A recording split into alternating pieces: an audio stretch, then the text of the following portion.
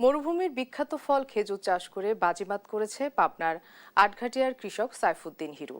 মরিয়ম ও আজোয়া জাতের খেজুর পাশাপাশি তার বাগান থেকে চারা উৎপাদিত হচ্ছে। তার এই বাগান দেখে আগ্রহী হচ্ছেন অনেকেই।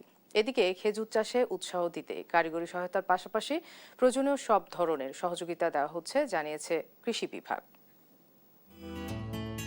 পরীক্ষামূলক খেজুর চাষ শুরু করলেও ৩ বছরেই বাজিমাত। দেখে বোঝার উপায় নেই এটি কোনো মরুভূমির দেশ।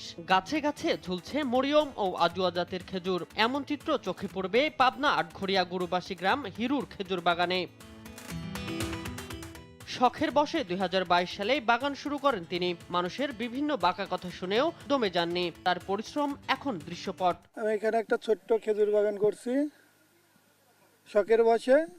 শখের থেকে এখন অনেক বড়ই হয়ে গেছে বাগানটা। মা গাছের থেকে অনেক আর কি পোয়া বাইর হয়েছে, যেটাকে সাকার বলে। উদ্যোক্তা তৈরি হতে গেলে সাকার দিয়ে করলে মানে ফল 100% ধরবে। ২ বিঘা জমিতে ১৫০ খেজুর গাছ ধরতে শুরু করেছে খেজুর। পাশাপাশি বাগান থেকে তৈরি হচ্ছে উন্নত জাতের চারা। স্থানীয়রা জানায়, বাইরে থেকে খেজুর আমদানির দিকে না ঝুঁকে দেশের মাটিতে বাগান তৈরি করা গেলে চাহিদা যেমন পূরণ হবে তেমনি তৈরি হবে কর্মসংস্থানের। বাগানটা দেখতে অনেক সুন্দর।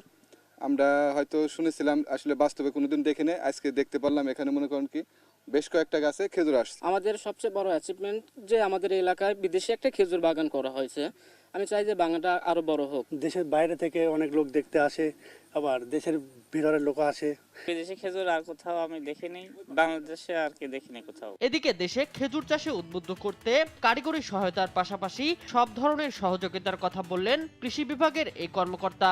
এখানে মরিয়ম এবং আজওয়া জাতের খেজুর আছে। কৃষি সম্প্রসারণ অধিদপ্তর সাইফুদ্দিন হিরু আমাদের যে কৃষক ভাই, তার পাশে রয়েছে এবং কারিগরি সহায়তা যতটা লাগে আমরা করে যাচ্ছি। দেশের মাটিতে বিদেশি ফল চাষ বাড়ানো গেলে রপ্তানি নির্ভরতা কমার পাশাপাশি বাঁচতে পারে দেশের অর্থ, এমনটাই মনে করছেন সংশ্লিষ্টরা। শামীম হোসেন, নিউজ ডেস্ক, দেশ টিভি। দেশ কৃষি সংবাদে এই ছিল আজকের আয়োজন। ধন্যবাদ সবাইকে।